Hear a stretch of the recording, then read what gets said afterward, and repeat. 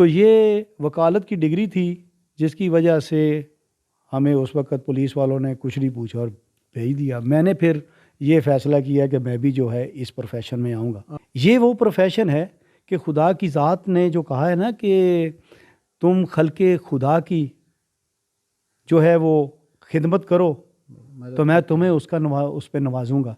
इन 32 सालों में मैं आपको जो मैंने केस फ़ीस लेके किए हैं मैं वो तो गिन के बता सकता हूँ आपको, लेकिन जो मैंने बग़ैर फ़ीस के किए हैं केसेस मैं उनकी तादाद आपको नहीं बता सकता। यहाँ आप सोचें कि सखर से जिसने केस करने के लिए वकील ने या क्लाइंट ने इस्लामाबाद आना है उसके लिए कितनी आसानी है कि वो घर बैठ के वहाँ से ही उसको वहीं से वीडियो लिंक पे जो है वो केस करे। बाकी कोई मेरी पसंद नापसंद कोई ऐसी नहीं है, जो भी मिल जाए खा लेता हूँ। हाँ, आलू गोश्त जो है ना एक चीज़ वो मुझे बड़ी पसंद है। हाँ जी, बैडमिंटन भी है। मैं क्रिकेट खेलता रहा हूँ कॉलेज लेवल तक, हॉकी भी खेलता रहा हूँ कॉलेज लेवल तक। मैं कॉलेज लेवल हाँ तक जी, आपने खेली है। हॉकी और क्रिकेट दोनों मैंने खेले हैं। बिस्मिल्लाहिर्रहमानिर्रहीम। साथी कैमरामैन सैयद अली मुस्तहसन के साथ मैं हूँ सैयद आफ्ताब हुसैन। नाज़रीन, हालिया इलेक्शन जो सुप्रीम कोर्ट बार कौंसिल का हुआ उसमें गुजरात से सैयद अली मिनान शाह साहब कामयाब हुए।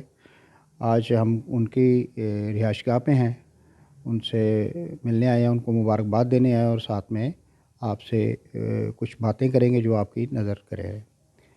अस्सलाम वालेकुम सर। वालेकुम अस्सलाम।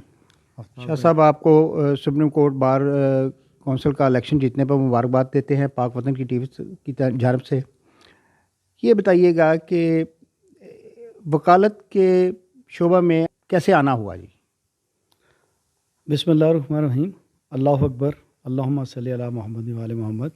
आफ्ताब भाई, आपका बहुत शुक्रिया कि आपने मुझे मौका दिया कि मैं बता सकूं कि मैं वकालत के शोबे में कैसे आया। मैं तो इंजीनियर बनना चाहता था, बीएससी की, लेकिन उसके बाद एमएससी मैथमेटिक्स भी पार्ट 1 किया, फिर जर्मन लैंग्वेज सीखता रहा। साल एडमिशन हो गया था इंजीनियरिंग में, मैकेनिकल इंजीनियरिंग में म्यूनिख यूनिवर्सिटी में। मेरे चचा वहाँ पर होते हैं, उन्होंने मेरा एडमिशन करवाया था। लेकिन किस्मत में नहीं था, मैं वहाँ नहीं जा सका। खुदा की ज़ात ने हर किसी के लिए जो है वो राह का तयन किया हुआ है।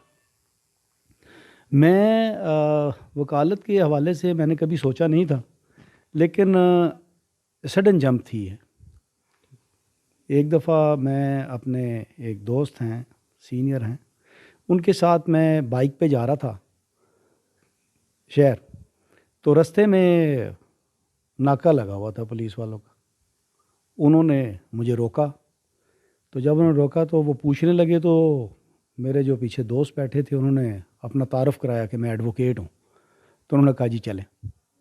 अब ये चीज़ मुझे बड़ी अच्छी लगी कि इंसान की नोएसेंस जो है वो उसको कितना मोतबर कर देती। तो ये वकालत की डिग्री थी जिसकी वजह से हमें उस वक़्त पुलिस वालों ने कुछ नहीं पूछा और भेज दिया। मैंने फिर ये फ़ैसला किया कि मैं भी जो है इस प्रोफेशन में आऊँगा। आपको उस नाके पे पुलिस का चेक करना और उस पर रेफरेंस ये पोर्ट करना कि मैं वकील हूँ, इस वजह से आप चले जाएं, इसने मुतासर किया? बिल्कुल, इस चीज़ ने मुतासर किया मुझे। लेकिन ये देखें, खुदा की ज़ात ने कोई ना कोई जो है वो आपको राह दिखानी होती है। सही है। ये वो राह थी, ये वो टर्निंग पॉइंट था कि खुदा की ज़ात ने मुझे इस प्रोफेशन में लाना था, इंजीनियरिंग कि से आप इंजीनियरिंग से वकालत की तरफ से लाना था। तो इस वजह से मेरे ज़हन में ये बात बैठी सही। और मैं इस प्रोफेशन में आया। और आप ये देखें, इस प्रोफेशन में आने के बाद आप यकीन जानें कि मुझे फिर पता चला कि ये तो बहुत अजीम प्रोफेशन है।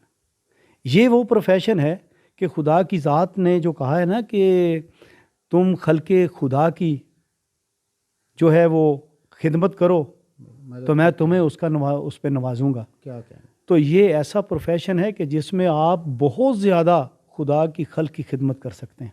बेशक। तो मुझे उसके बाद मैंने तो इस प्रोफेशन को बहुत आला जाना। और वो करते अल्हम्दुलिल्लाह, अल्हम्दुलिल्लाह।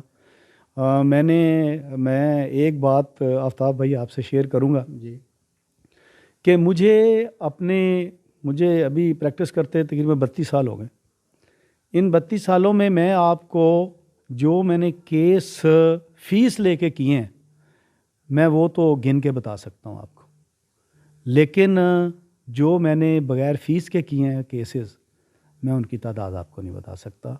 माशाल्लाह। वो बेशुमार केसेस हैं जो जिनकी मैंने डिस्ट्रिक्ट फ़ीस, कोर्ट में या हाई कोर्ट में या supreme court? District court, civil court, high court, supreme court, हर जगह पे। मैंने सुप्रीम कोर्ट में भी जो है वो अल्लाह के लिए जो है वो काम किया है और मैंने फ्री केस वहाँ पर भी किए हैं।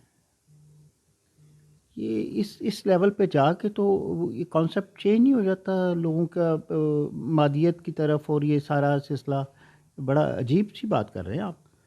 आफ्ताब भाई, बात ये है कि मैंने आपको बताया ना कि खुदा की ज़ात की ख़ास कर्म नवाजी होना, तो फिर आप सीधे रास्ते पे ही चलते रहते।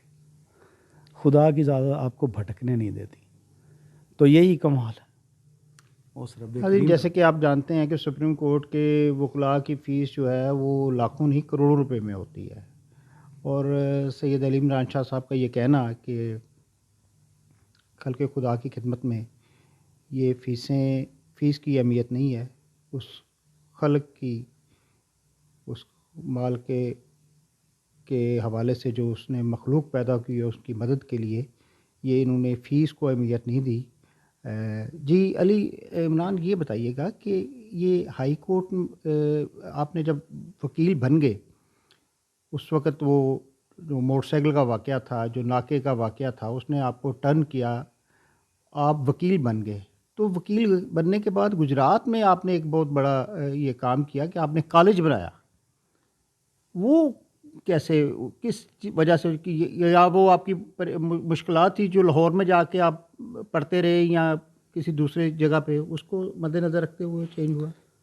आफ्ताब भाई, मैंने जब बीएससी की और उसके बाद मैं एमएससी मैथमेटिक्स में पार्ट 1 करने के बाद लैंग्वेज सीखने गया, तो जब वापस आया तो मैंने यहाँ पर सिटी स्कूल हुआ करता था, एक मैडम काना रियाज थी, उनका स्कूल था, तो मैंने वहाँ पर ना कुछ अर्सा टीचिंग की। सही। तो वो स्कूल को मैंने देख के मेरे जहन में जो स्कूल का एक कॉन्सेप्ट था कि मैं एक स्कूल बनाऊंगा, वो मेरे जहन से कभी भी नहीं निकला। ठीक।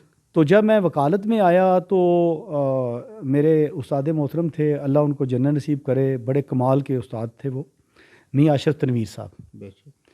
तो मैंने प्रैक्टिस उनके पास शुरू की थी। तो वो यहाँ पर एक प्राइवेट कॉलेज हुआ करता था, सिविल पायलट लॉ कॉलेज, वो ट्यूशन सेंटर था बेसिकली। तो उन्होंने मुझे कहा कि आप ना वहाँ पर पढ़ाया करो, क्योंकि मैं शुरू में ना जब प्रैक्टिस करने शुरू की मैंने, तो कुछ अर्सा मैंने शाम को ट्यूशन्स पढ़ाता रहा। मियाँ साहब के पास जाता था, सुबह मैं कचहरी में होता था कोर्ट्स में, और कोर्ट्स के बाद मैं फ़ारग होकर मैं ट्यूशन पढ़ाता था। तो उनको पता चला कि वहाँ ट्यूशन पढ़ाता है, तो मुझे उन्होंने कहा आप कॉलेज पढ़ाया करो आगे, जो ट्यूशन सेंटर हमने बनाया हुआ है यहाँ पर, एक लॉ कॉलेज प्राइवेट है। तो जब मैंने वहाँ का माहौल देखा तो वहाँ पर जो प्रॉब्लम्स थी स्टूडेंट्स की, कि जो फ़ीसें भी दे रहे थे, सारा कुछ कर रहे थे, लेकिन उनको वो फैसिलिटीज़ नहीं मिलती थी कि जो उनको मिलना चाहिए थी। तो मैंने फिर वो स्कूल वाला एक जहन में था पहले कि स्कूल बनाऊंगा, तो वो स्कूल की सूरत ही मैंने कहा चले कॉलेज बना लेते हैं। तो मैंने फिर यहाँ पर कॉलेज जो है वो 1998 में मैंने अल्हम्दुलिल्लाह बनाया, और ये गुजरात का, डिस्ट्रिक्ट गुजरात का ये पहला लॉ कॉलेज था जो पंजाब यूनिवर्सिटी से एफिलिएटेड लॉ कॉलेज था, और जिसके एग्ज़ाम्स वगैरह भी यहाँ पर होना शुरू हो गए। फिर बहुत से बच्चे यहाँ से, बच्चे और बच्चियाँ जो लाहौर जाके या दूसरे शहरों में जाके नहीं पढ़ सकते थे, उन्होंने यहाँ पर जो है वो तालीम हासिल की, और अल्हम्दुलिल्लाह यहाँ से पास आउट होने वाले बच्चे बेहतरीन कामयाब हैं इस वक्त के। जो आपके डिस्ट्रिक्ट बार गुजरात के जो प्रेसिडेंट हैं वो आप इसी अदारे से पढ़े हुए हैं, ज़काउल्लाह सोई साहब। इसके बाद जुडिशरी में अल्हम्दुलिल्लाह अबव 100 स्टूडेंट्स हमारे जो हैं वो जुडिशरी में हैं, सिविल जजेस हैं, उसके बाद एडिशनल सेशन जजेस हैं। इमरान साहब, ये बताइएगा कि पिछला इलेक्शन जो सुप्रीम कोर्ट बार का था वो आपने लूज़ किया, आपके ग्रुप ने, बल्कि ग्रुप ने ही, सारे नहीं तकरीबन लूज़ किया था जी। अभी इस दफ़ा क्या हिकमत अमली अपनाई गई कि वो आपकी जो हार है वो जीत में तब्दील हुई?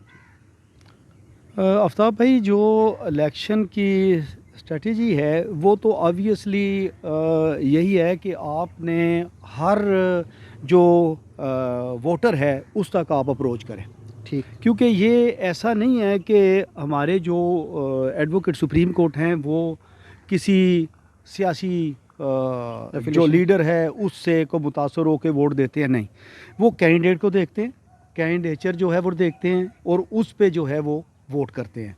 तो अगर आप अप्रोच कर लेते हैं तमाम वोटर्स को, तो उनको कायल करते हैं, वो मंशूर पूछते हैं आपसे कि आप हमारे लिए क्या करेंगे, तो वोट उससे मिलते हैं। हमारी यही जो है वो हिकमत अमली रही कि हम हर वोटर तक जो है वो हम पहुँचें इंडिविजुअली हाँ वोटर तक। इंडिविजुअली।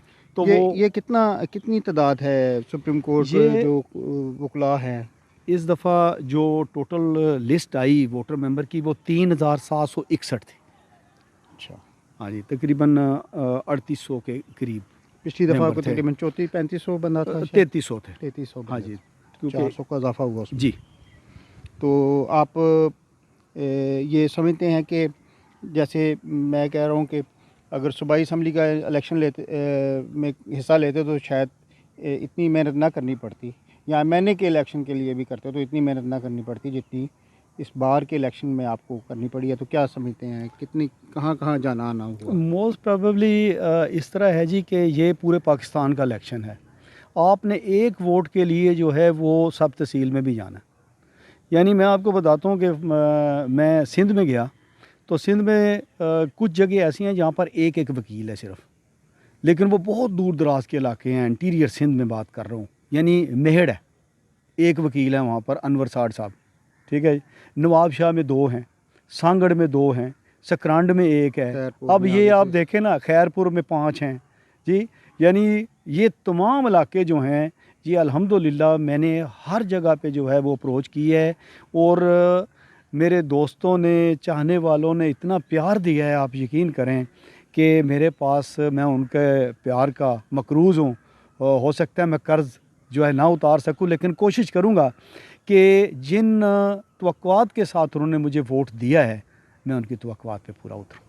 अभी सुप्रीम कोर्ट में आप इन वकला के लिए क्या प्रोग्राम रखते हैं कि इनकी डेवलपमेंट के लिए, या बार की हवाले से, या बार की और जो साइल हैं उनके हवाले से? सबसे ज़्यादा ज़रूरी तो उनके है कि जो सुप्रीम कोर्ट के साइल हैं उस हद तक पहुंचने में उनका काफ़ी लंबा सफ़र एक तय होता है। बिल्कुल उनके लिए आसान और उनको सस्ता और उनके दरवाज़े पे जो इंसाफ पहुंचाना है उसके लिए कुछ काम हो सक रहा है? एक तो सदर साहब, मेरे जो सदर साहब हैं शहजाद शौकत साहब, अल्हम्दुलिल्लाह बड़ा विजन रखते हैं।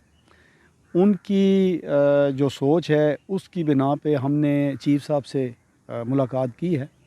उन्होंने हमें, मंसूर अली शाह साहब हैं जो डिजिटलाइजेशन का अमल जो है उसको तेज़ कर रहे हैं। कल आपने ख़बर भी सुन ली होगी, ये हमारी डिस्कस हुई थी चीफ साहब के साथ के जितने भी बेंचेस हैं हाई कोर्ट के, ठीक है। जितने भी बेंचेस हैं, सर्किट बेंच की बात नहीं कर रहे, ठीक है। जो रेगुलर बेंच, ठीक है। जहाँ जहाँ भी, तो हर बेंच पे हम कोशिश कर रहे हैं कि अच्छे तरीके से वहाँ पर जो वीडियो लिंक है उसके ज़रिए जो है वो केस जो है वो सुने जाएं। वीडियो लिंक पहले भी चल रहा है, लेकिन वो सिर्फ आपका लाहौर में है, पेशावर में है, कराची में है, ठीक है जी, कोयटा में है, लेकिन ये मेन सिर्फ कराची लाहौर में ही चल रहा है। ठीक है। बाकी जो है वो काम सही नहीं कर रहे हैं। ये तो वो हैं जो मेन प्रिंसिपल सीट्स हैं वहाँ पर।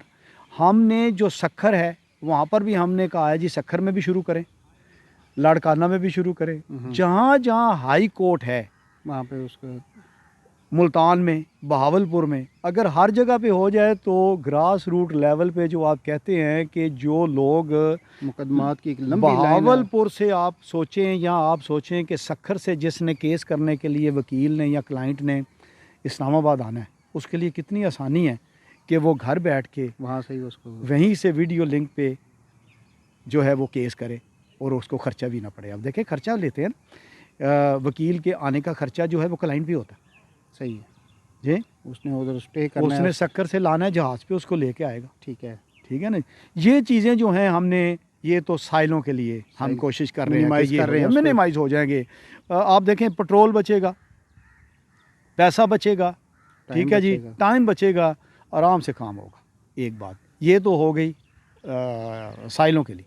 अब वकला के लिए हमारा जो मेन मैनिफेस्टो रहा है वो ये रहा है, supremacy of constitution, rule of law, ठीक। और तीसरे नंबर पर डेमोक्रेटिक वैल्यूज़। हमने इन 3 चीज़ों का ख़ास तौर पे ख्याल रखना है, ठीक है जी, कि कानून की पासदारी होगी, अमलदारी होगी, ठीक है, और सुप्रीमेसी उसी की कंसिडर होगी, और जो डेमोक्रेटिक वैल्यूज़ हैं उनको हमने मद्देनज़र रखना है। हमने ये नहीं करना, उस दायरे के अंदर रह के इख्तियार अपने इस्तेमाल करने उसके। देखें जो है ना लेवल प्लेइंग फील्ड जो है वो हमें प्रोवाइड करना पड़ेगा। ठीक। तमाम जमातों को ये हक हासिल है कि वो अपना इलेक्शन लड़ें। ठीक है। हम ये कोशिश करेंगे कि जो डेमोक्रेटिक वैल्यूज़ हैं उनको सही तरीके से जो है वो अमल में लाया जाए। तो ये हमारा जो है वकला के लिए हम और आवाम के लिए ये करेंगे। और जो वकला की दरीना ख्वाहिश रही है, जो हाउसिंग प्रोजेक्ट है हमारा, हम उस पर एम्फसाइज़ किए हुए हैं। हमारा पूरा ध्यान उस पर है कि जो 2014 में शुरू हुआ था और पिछले टन्योर में जो गुज़रा है हमारे सुप्रीम कोर्ट बार एसोसिएशन का, उसमें 1 इंच का काम नहीं हुआ। बहुत हम पीछे चले गए। वही काम अगर पिछले टन्योर में पिछली काबीना करती, या हमारी काबीना को पूरी काबीना हमारी आ जाती, तो इस वक्त तक वो प्रोजेक्ट वो कंप्लीट हो गया होता, लोगों को प्लाट मिल गए होते, वो अपने घर वापस बना लेते जी, लेकिन वो नहीं हो सका। हमारा अब एम्फसाइज़ है, हम इंशाअल्लाह वकला को हाउसिंग सोसाइटी जो हमारी है उसको डेवलप करके उनका पोजेसन जो है प्लाट्स का उनके हवाले करके जाएंगे इंशाअल्लाह, अल्लाह के करम फजल से। ये आप समझते हैं कि सुप्रीम कोर्ट बार का जो आपको इलेक्ट करते हैं उनका पीरियड जो है वो 1 साल का ये ठीक है या कम समझते हैं, या क्या उस पर जो अभी ये ज़ाहिर है आप इलेक्ट हो गए, आप तो चाहेंगे थोड़ा लंबा हो नहीं, जाए? मैं बिल्कुल भी नहीं चाहूँगा। मैं तो जब भी बात हुई है तो मैं हमेशा ये कहता हूँ कि ये 1 साल का ही होना चाहिए, इसको इससे ज़्यादा नहीं होना चाहिए। हर बंदे को जो है, जो ख्वाहिशमंद है, उसको मौका मिलना चाहिए, उसको आना चाहिए। और 1 साल आपके लिए काफ़ी होता है अगर आपने काम करना है। अपनी पॉलिसियों पे हाँ, काम करने के लिए मौका जो हैं वो पूरे हो जाते हैं। बिल्कुल बिल्कुल, ये 1 साल बहुत होता है। देखें बात ये है कि कंटिन्यूटी चाहिए, सही है। ठीक है। अनफॉर्चुनेटली अगर आप पॉलिसीज़ जो हैं वो ऐसी दें कि जो वेलफेयर की हैं, तो वो पॉलिसीज़ कभी भी टूटती नहीं हैं, उनकी कंटिन्यूटी होती है, वो डिसकंटिन्यू नहीं होती। लेकिन अगर पॉलिसीज़ जो हैं वो एक रजीम आती है और वो अपनी पॉलिसीज़ ऐसी दे जाती है जो अगेंस्ट कम्युनिटी है, तो वो आगे कैसे चलेगी? आगे आके वो तब्दील होगी ना। तो कंटिन्यूटी जो है वो रहती है अगर पॉलिसी पॉजिटिव हो। तो इसलिए मेरा ख्याल है 1 साल में आपने अगर 5 स्टेप आप ऊपर गए हैं तो अगला आके 5 स्टेप ऊपर आपको और ले जाएगा। अली इमरान साहब, आप अब सुप्रीम कोर्ट बार के सेक्रेटरी मुंतखब हो चुके हैं। ये पिछले दिनों में प्रिंट मीडिया पे, इलेक्ट्रॉनिक मीडिया पे देखने में भी आया।